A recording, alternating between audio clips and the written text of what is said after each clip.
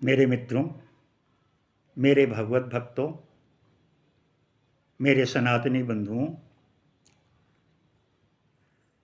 पूजा आप जो करते हैं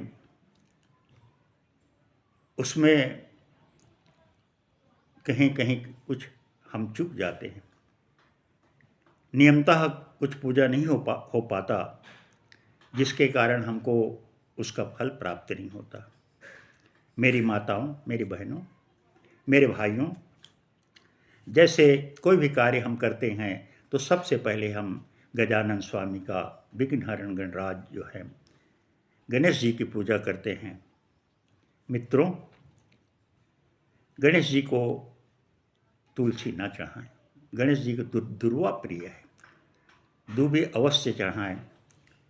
उनके जो नैवेद्य है, भोग जो लगाती हैं, उसमें दूबी चढ़ा करके उनको भोग लगाया जाए। लेकिन ठीक इसके विपरीत यदि देवी जी की आप पूजा करते हो तो देवी में दुर्वा का वर्जित ऐसा माना गया है।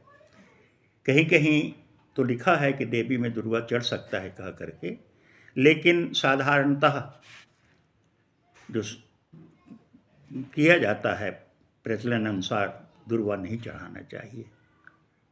मेरे भगवत प्रेमियों, 3 मूर्ति गणेश जी का एक साथ नहीं रखना चाहिए। अलग अलग जगहों पे है तो चलेगा, लेकिन एक स्थान पे 3 गणेश जी की मूर्ति बिल्कुल मत रखिए। अलग अलग जगहों पे है, मान लीजिए द्वार पे किसी गणेश जी की मूर्ति है, घर में पूजा के स्थान पर है, आपके कोई गाड़ी घोड़ा में गणेश जी की मूर्ति लगा हुआ है, वो अलग चीज़ है। लेकिन एक स्थान पर 3 गणेश जी की मूर्ति बिल्कुल मत रखिए।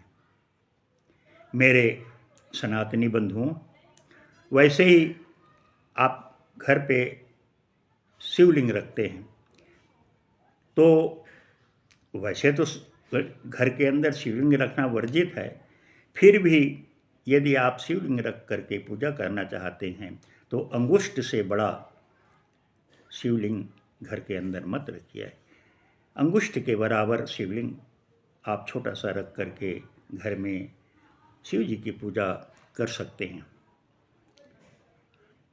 मेरे माताओं, मेरे सनातनी भाइयों, रविवार के दिन तुलसी माता को या तुलसी माता की जड़ पे, उनके वृक्ष पे आप जल न चढ़ाएं और ना ही तुलसी पत्ता, तुलसी दुर्वा, तुलसी दल न तोड़ें। इसी तरीके से तुलसी के तुलसी पत्ते को चबाएं मत। उसको अगर आपको प्रसादी के रूप में मिलता है तो सीधे उसको निगल जाएं। मेरे सनातनी बंधुओं, कभी कभी हम लोग पूजा के समय क्या करते हैं कि एक दीप जला और दूसरा दीप जलाना है तो दीप से दीप जलाया करते हैं। ऐसा ना करें, दीप से दीप बिल्कुल ना जलाएं। ऐसा करने पे आपका पूजा सही नहीं हो पाएगा, सही प्रतिफल आपको नहीं मिलेगा। इसलिए मेरे बंधुओं, दीप से दीप जलाना आप बिल्कुल निषेध करें।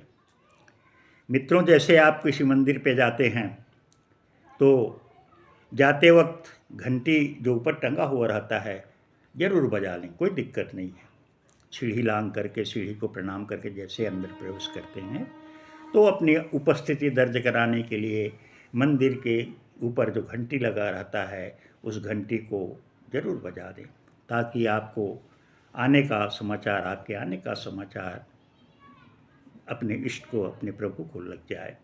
लेकिन मित्रों, आप पूजा करने के पश्चात जब मंदिर से लौटते हैं तो कई मेरी माताओं को मैं देखता हूँ, मेरे बंधुओं को, मेरे भाइयों को मैं देखता हूँ, लौटते वक्त भी उस घंटी को फिर ऐसे ऐसे बजा देते हैं। ऐसा मत कीजिए। लौटते वक्त आप घंटी बिल्कुल ना बजाइए और ऐसे ही उनके मुख तरफ करते हुए आप आइए। हो सके अगर जगह है तो सीढ़ी पे 2-4 मिनट बैठिए और भगवान का जो विग्रह है उसको दिल में रख करके, हृदय में रख करके फिर आप अपने घर की ओर लौटिए।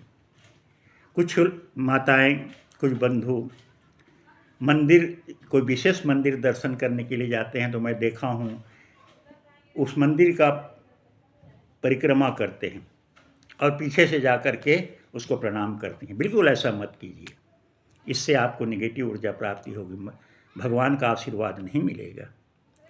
ऐसे छोटी छोटी बहुत सारी बातें हैं जिसको मैं बीच बीच में कभी कभी आप लोगों को बताया करूँगा, जो आपके पूजा में सार्थकता लाएगी और आपको सही फल प्राप्त होगा।